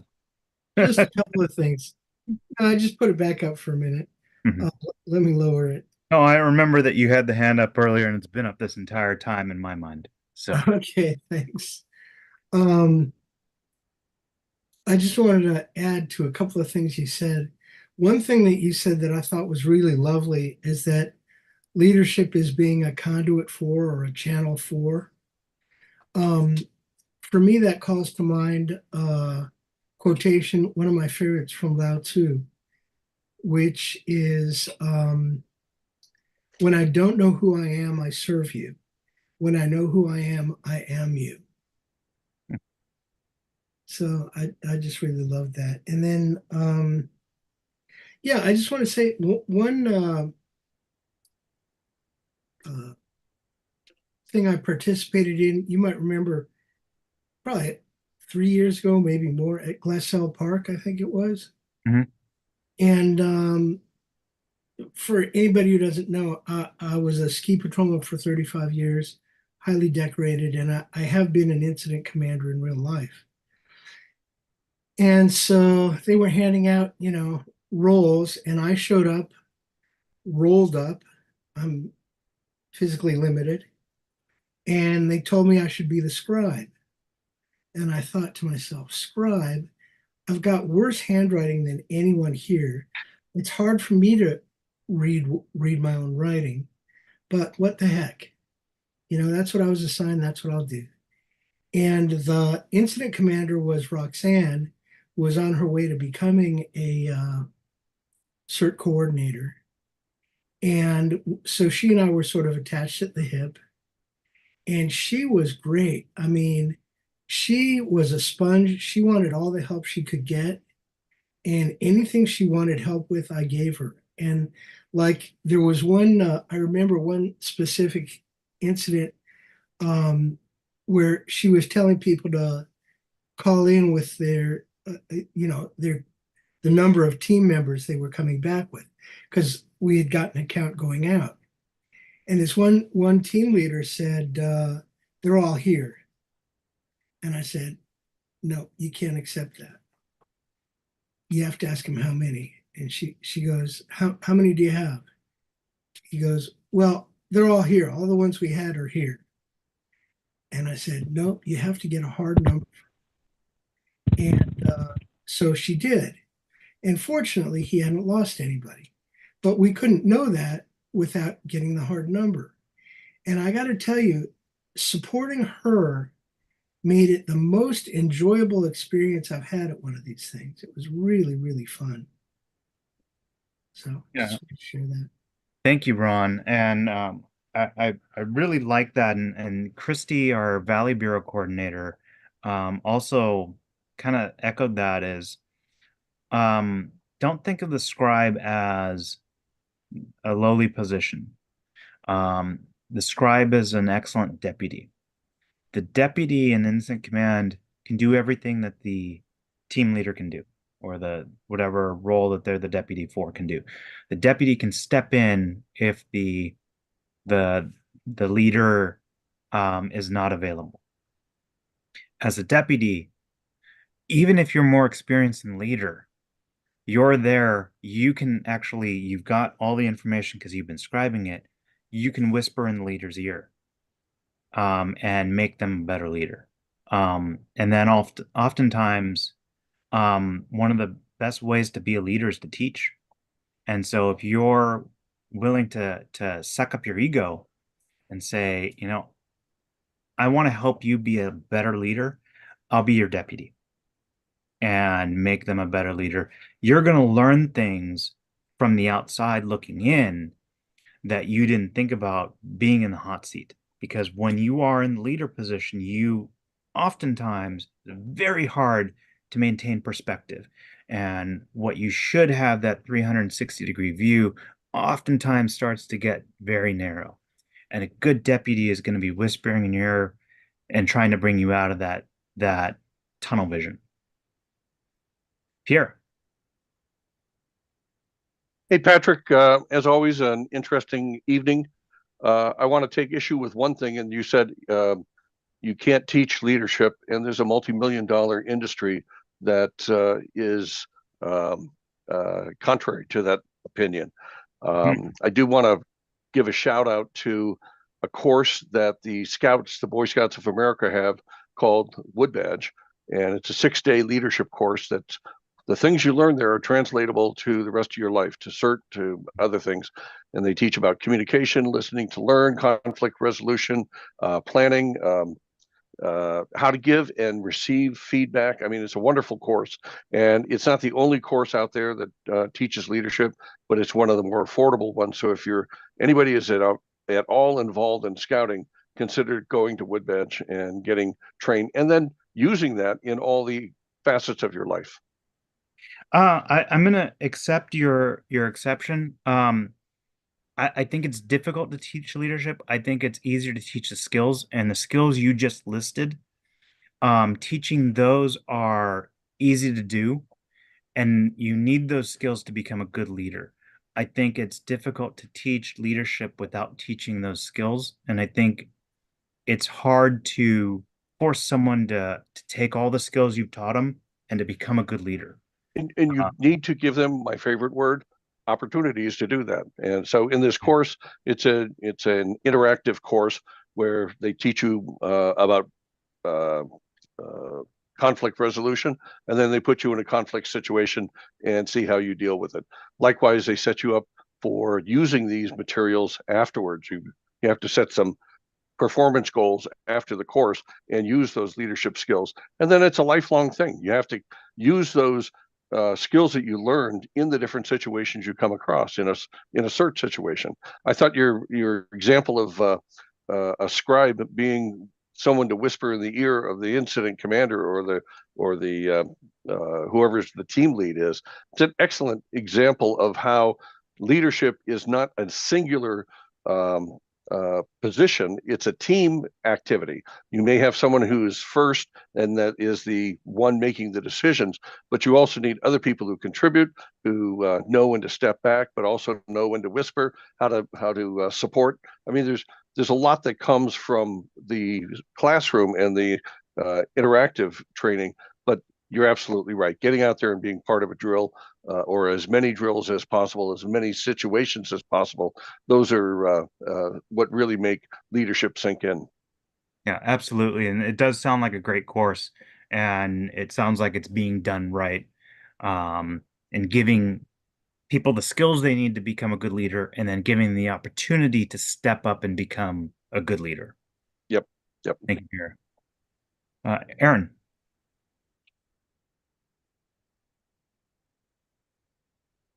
You're muted, Aaron. As you can see, I like to rule with the empire, but anyway, I'm just kidding. The thing is that also like the thing is that when you participate in a drill, you have to go with an open mindset. And oftentimes when I started with CERT in the very beginning, the problem that happened was that a lot of older adults did not like taking orders from me, and it was nothing as a complex thing like you have to listen to me because I am more knowledgeable than you. You have to come in with an open mind and saying that he probably knows something that I don't. And the same token, there's many things that I don't have the life skills as an older person has over me. So that's many. You have to take away that ego part and just understand that you're there all together because you want to do something. You want to be the good to help out your community. And if you don't let go that proud or pride moment, then it's gonna deter. It's gonna be a detriment to you in going along in the future. Also, another thing I wanted to point out, I remember one time between friends, we were doing like a search and rescue, nothing related to CERT. And then I'm like, okay, we need to do this. And I was the one who had the most skill on it. We were hiking, I think, in the Angeles forest. And in the end, I was behind my team for maybe 2 to 3 miles, and only one person stuck with me. When the team asked, "Shouldn't we wait for Aaron?" They're like, "No, no, no. Our goal is to reach the finish line as soon as possible." And in CERT, it is taught that responder safety is number one. And I think for me, as leading other people, that you always have to care for everyone, including yourself. If you cannot care for the member who's slowest or weakest, then you need to recognize that, because that's the first rule, is that you're already failing on the issue, is that you're not taking care of your own people. And yeah, that's about it. Thanks, Aaron. There was I don't think this is actually true, but there's a meme which shows a pack of wolves, and and again, I don't know if this is actually true or not. I think it's been debunked, but at the front of the pack are the injured or the most elderly. They set the pace for everyone else. Second, behind them is the deputy, or the second strongest in the pack, and they're able to quickly interdict if something happens to the lead group, the most vulnerable, or the that's probably the wrong terminology, but the people who is setting the pace for everyone else. That's the strongest member of the pack is able to quickly interdict, and then you have the bulk of the pack in between them, and then the leader tailing at the end, making sure that they don't lose anyone, and quickly being able to intercept in case something does happen. Again, I think it's been debunked, but I think that's a good example of leadership. Is you let the group set the pace instead of being at the front and saying, everyone follow me. You're at the back, making sure you don't lose anybody. Karen. Yeah, I was going to weigh in on this whole concept of leadership, because since I've been studying that for the last 3 years, and I would tend to agree with you that, well, leadership is not inherently something that most people are adept at, and that certain aspects of it is, as we've talked about, you can teach the skills for it. But it's interesting that I think your comment about leaving your ego at the door is really the biggest piece of it, because good leaders are going to get consensus on some things. I mean, obviously in emergency situations, there are times when somebody has to take the lead and make the correct decisions. But in situations where, and to your point, who is the person with the best handwriting, who is that OCD person who wants to take the notes and be the scribe.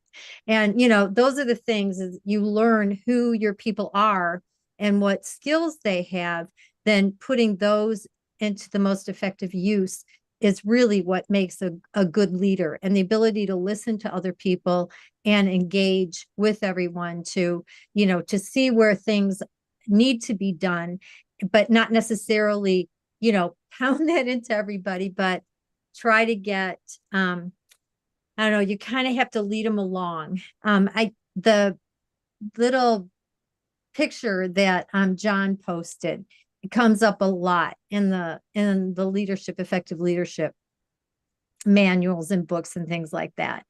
And that it's not, you're not whipping people ahead, but you should be able to do whatever you expect someone else to do.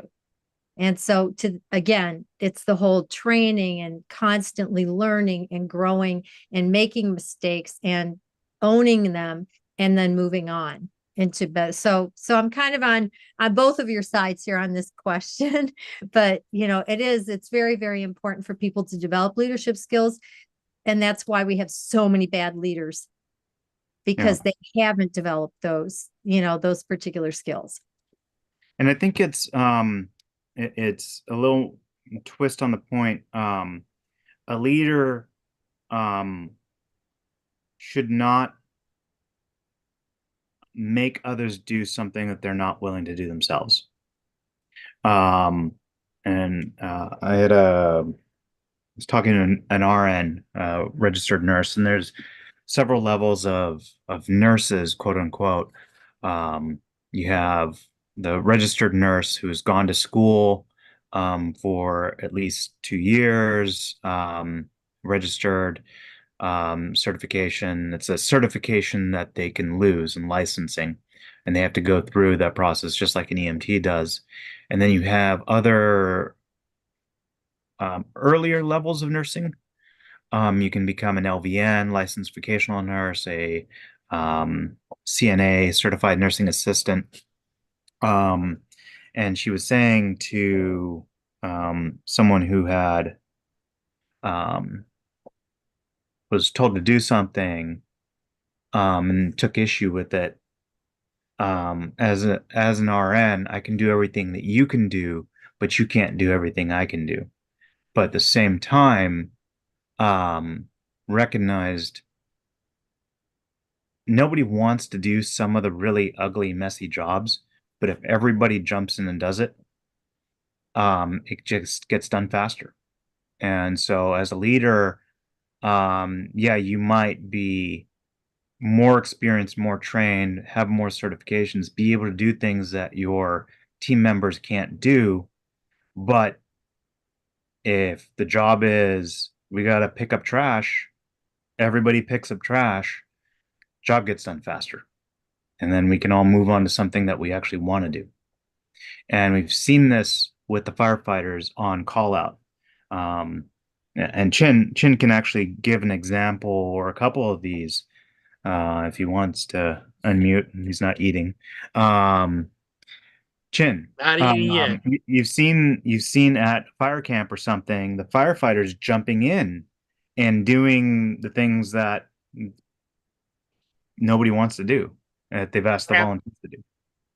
Absolutely. And, a lot of times when we worked a lot of these, base camp situations, you've got a lot going on. So we call our people in, and, everybody's under this impression that there's going to be some great, everything's going to be great. It's going to be some really great assignment. And when they arrive at the base camp and they sign in and they're like, I'm ready, they are handed a bag. And the code phrase is used, go patrol Main Street. That simply means that you're going through the base camp and you're pretty much just picking up trash. Or they'll tell you to go over there and it's like open up those Western management boxes and put bags in them, place them along there. I've had a million different members come to me very irate about that. They feel that their time is being wasted. This is a waste of their talent, yada yada yada. But what they fail to look at sometimes, and I pointed out to them, and I know definitely Christy up in the valleys pointed it out to them because we've had the same conversation. Is take a look over there, 60 yards that way. You've got two captains, a captain 1 and a captain 2. They're out there bending their backs, picking up the same garbage we are. we lose perspective sometimes of getting the job done. Sometimes it's not a glamorous job, but it's a job that needs to be done. But great leadership, I will say, it's beautiful to be able to point out to say, hey, the guys over there who are giving all the orders, they're doing the same thing too. So, it really reminds us, put things into perspective. And you know what, a good leader in general, and what I learned from that and other things in life, we don't, a good leader doesn't get all weird about getting his or her hands dirty when necessary. That's another trait of good leadership, and I've seen that in my other life and in my life here in CERT. Seeing those captains do that really, really put an image in my mind that I always refer to. Patrick. Thanks, Jen. Aaron, go ahead. Your hand's still up. All right. Mitch. Yeah, hey Patrick. Couple of things on that, and I'll follow up on what Chin said too as well.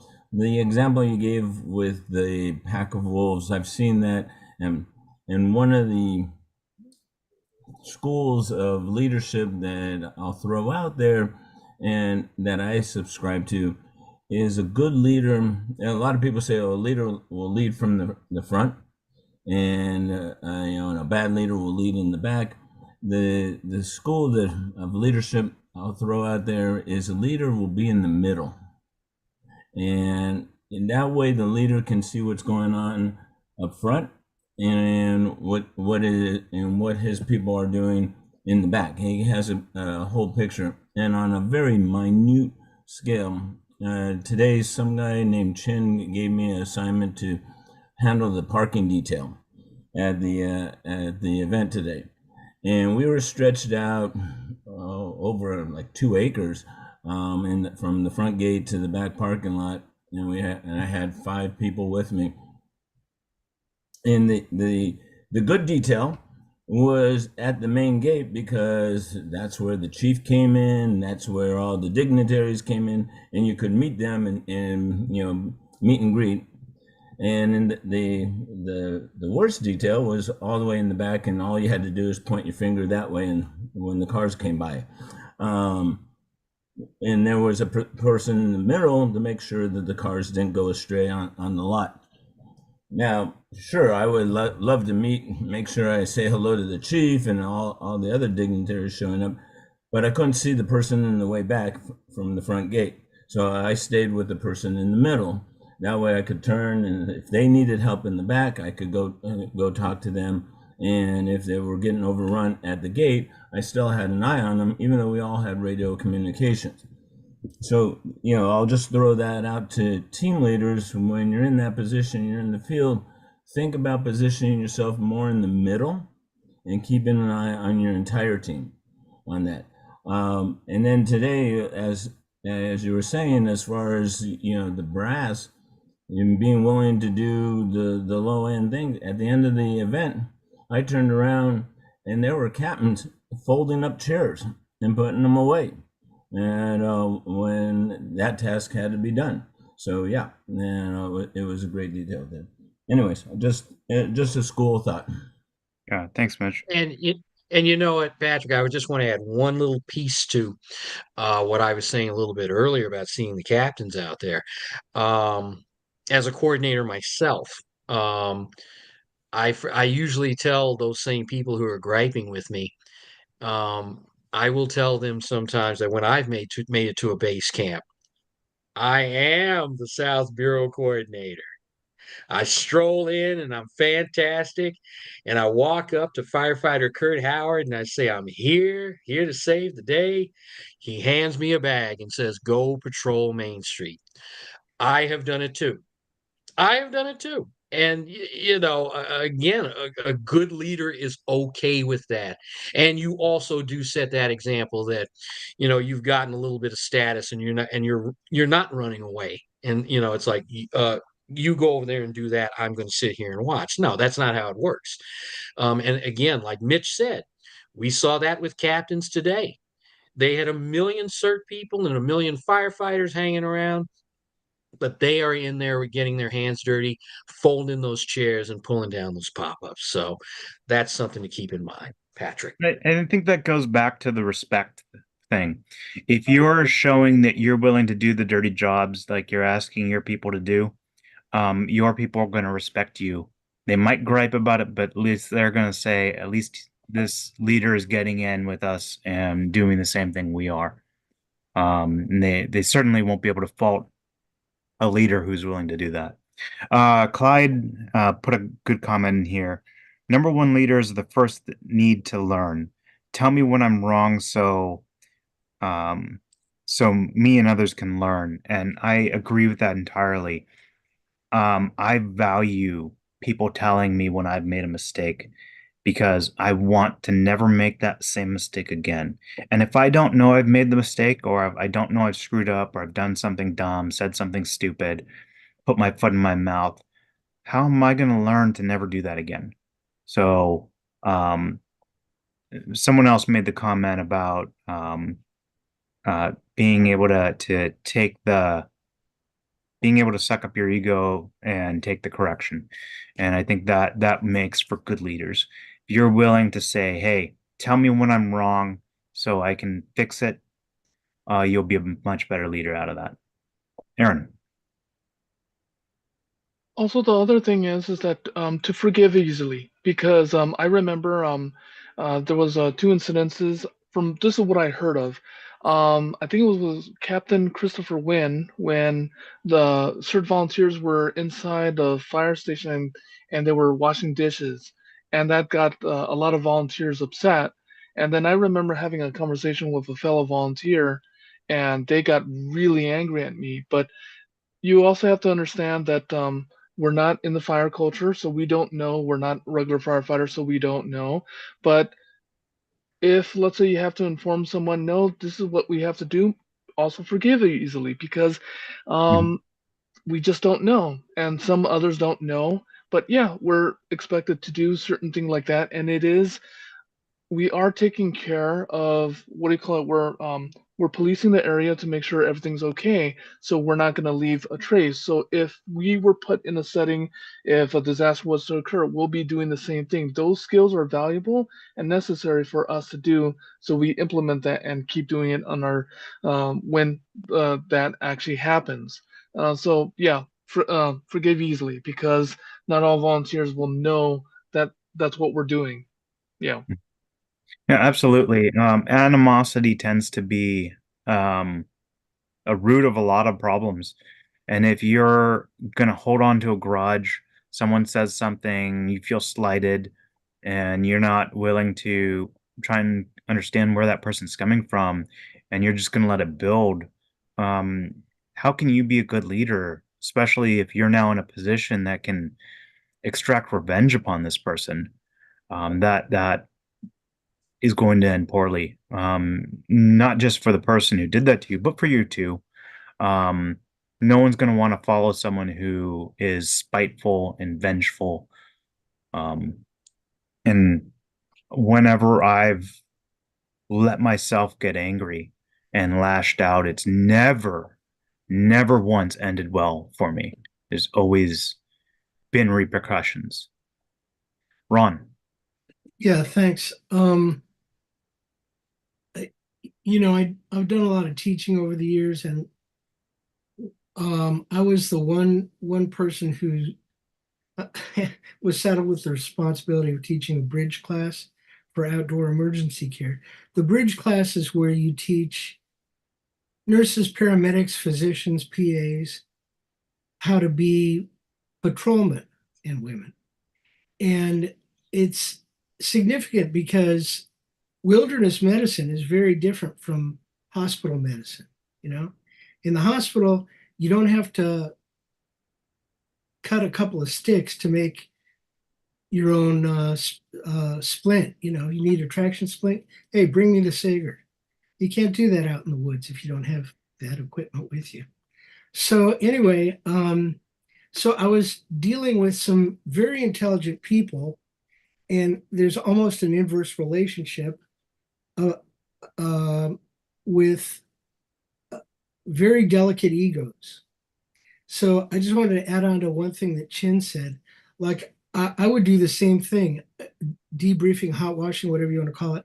I would say, okay, let's talk about all the things you did right and really well. You did this and this and this. And I'd be very specific about what it was so they knew I wasn't blowing smoke up their ass. Then rather than saying, now let's talk about what you did wrong, I would never say that.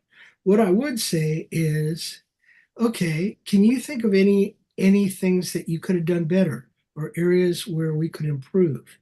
9 times out of 10, they could tell me exactly what it was. I didn't even have to go there.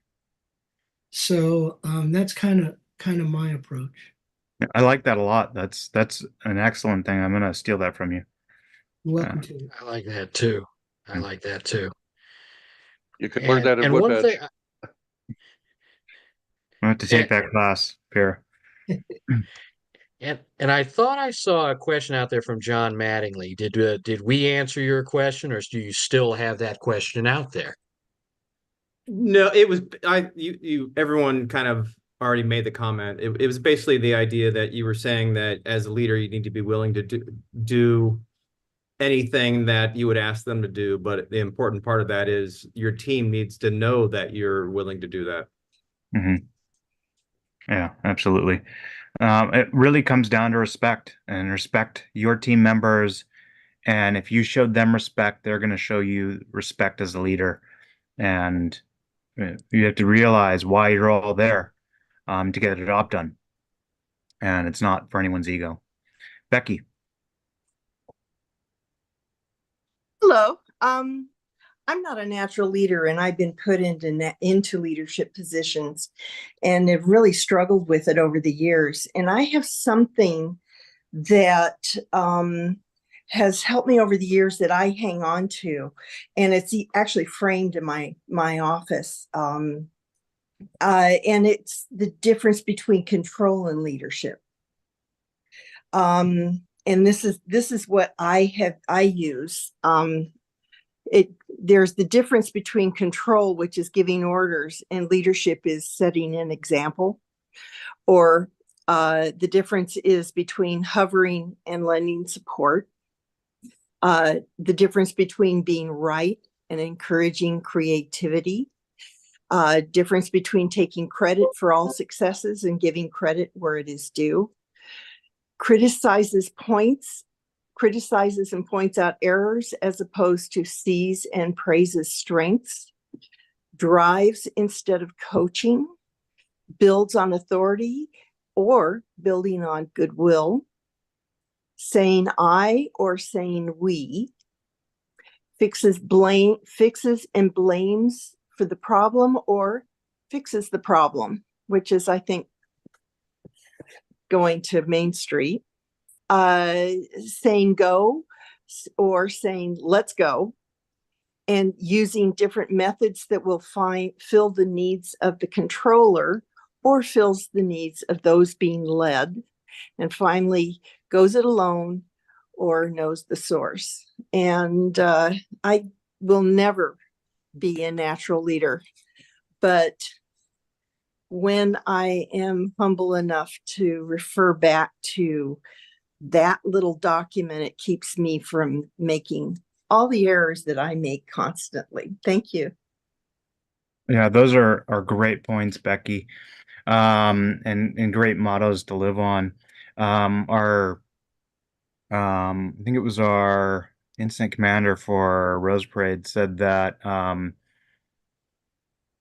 the success that we have at Rose Parade will be the members, the team members who make up the team. The problems we encounter at Rose Parade will be the fault of the incident commander. So I think that's a great perspective. Is if you want to be a leader, you want your people to succeed, and if they succeed, you succeed. And if there's any problems, they're your people. You're the one who's going to stand between them and whoever is making the accusations. You're willing to protect your people as a leader and shield them from, yeah, maybe they did screw up, but you're going to take the blame and then hopefully help them to never make that mistake again. All right, it is 8:59. We are right on time, unless there's any last second questions, comments, and I'm going to mute everybody so they can't. Thank you, everybody, for coming tonight. This presentation is going to be up on our YouTube channel. It's already up there for rewatch. So if you want to share it with anybody, feel free, search for LAFD CERT coordinators on, or CERT Continuing Education on YouTube, and you'll find our channel. And hopefully see you back in February, third Wednesday of the month, 7 p.m. Pacific time. Have a good night, everyone. Great job, Patrick and Chin. Thank you, Ron.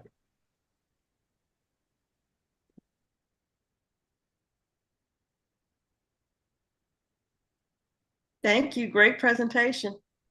Thank you, Patrick.